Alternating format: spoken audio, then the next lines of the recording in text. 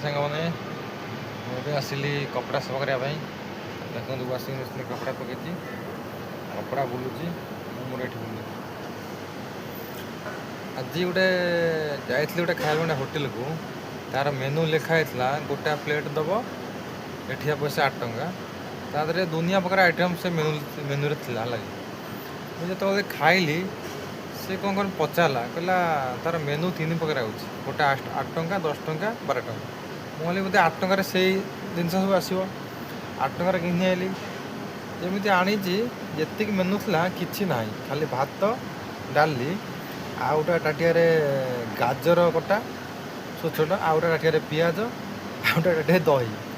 5ଟା ତାଟିଆ ଫୁଲ୍, କିନ୍ତୁ ଖାଇବା ଜିନିଷ ଓନ୍ଲି ଭାତ, ପଟେ ରୁଟି, ଡାଲି, ଆଉ ଗାଜର ଗୋଟେ ଦେରେ, ପିଆଜ ଗୋଟାଏ, ଦହି ଗୋଟାଏ, ବାସ୍। ଯେଉଁ ଗାଜର ପିଆଜ କ'ଣ ଦେଇଥିଲେ ଏକାଠି ହେଇନଥାନ୍ତା, ସେ ଅଲଗା ଅଲଗା କରିଦେଇଛି, ମାନେ ପ୍ଲେଟ୍ ଭରି ଦେଇଛି, କିନ୍ତୁ ଆଇଟମ୍ ଏତିକି, ପୁରା ଆଜି ଘାଟା।